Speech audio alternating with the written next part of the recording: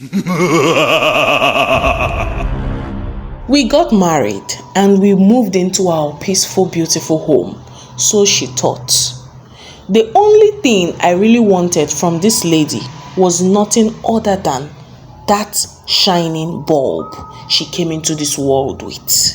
Whatever gift she was born with was so captivating, and the only thing that kept coming into my mind was just to remove her totally from the surface of this earth. And it would also be a lesson to all those busybody ladies out there who would be claiming all perfect in churches. As her husband, I was entitled to her body, so she could not refuse in any way. Even to make things clearer to you guys, she was super excited after all the long wait. Now she was ready fully to get into the family way. Within 2 months, she took in, and that wasn't what I expected. My primary goal was to eliminate her and remarry immediately. Now, eliminating her would be me pouring more into my blood bank.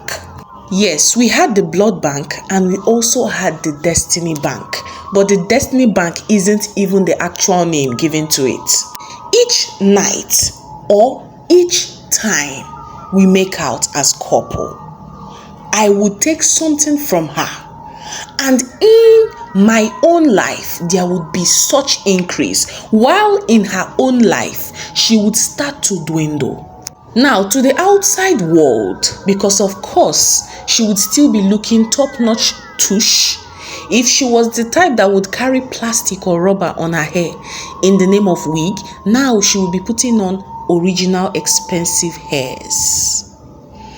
People would not be able to read whatever she would be going through inside the marriage. But one rule given to me was she should on no account come in contact with my cash. Our first line of action would be to torture her in the aspect of emotions, meaning that we would not be there emotionally for her. And financially, she would only see things in the house. But her coming in contact with my money in the name of buying foodstuff or things needed around the house was a total no.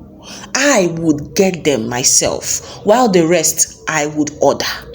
There are some married women out there that would not tell you that from the first day they stepped their legs into their matrimonial home, never for once were they given money to buy foodstuff down to Maggie cubes. There are also some women out there that would also tell you, or that is if you're lucky that they open up, their husband for one day never ever gave them a dime, but they would see things in the house, and due to seeing those things in the house, they would completely remove their mind from worrying.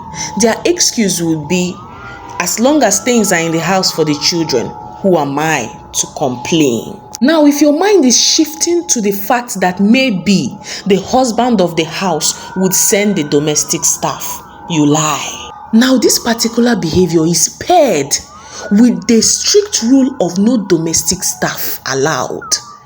Now, why most people don't allow domestic staff is majorly because their fear would be that domestic staff, if not initiated from the start, would kind of find out that the oga, which was me in this story, was practicing bad, dark things. So to be on a safer side, we would avoid anything domestic staff. The highest person that would visit, but not for long, would be a direct sibling. We kept going to church and everybody loved us. She would sit next to me, and the heat from her body. Now, when I mean heat, I do not mean the physical heat. I mean the heat from her studying the scriptures and keeping warm in the word of God would still be affecting me, even though we were in the same church. Sometimes she would jump up from the bed at night and tell me how she saw a viper chasing her, or how she saw a masquerade chasing her, or how she saw a giant chasing her. If only she knew I was actually against her existing. I gradually stopped her friends from visiting, and I had to colonize her fully. And due to that fact, she started experiencing difficulties with coping with reading her Bible and all that, especially with the fact she was pregnant.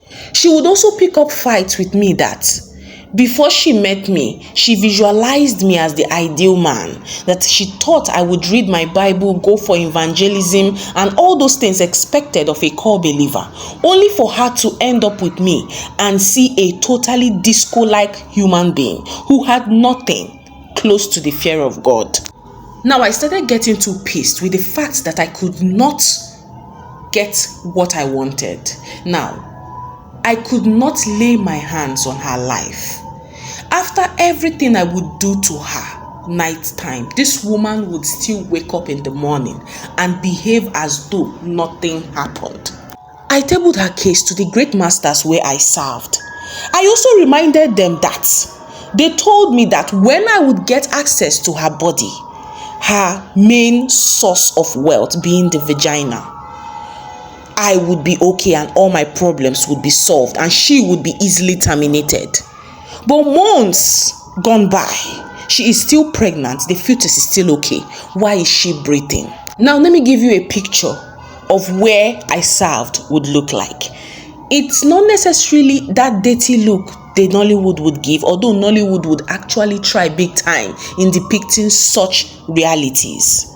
Now, this place was a totally different world, alternative to this place we lived. The only thing there, like you've heard in some other stories that I have said, was their technology is way advanced than our own presently. Now, this wasn't a small world, no.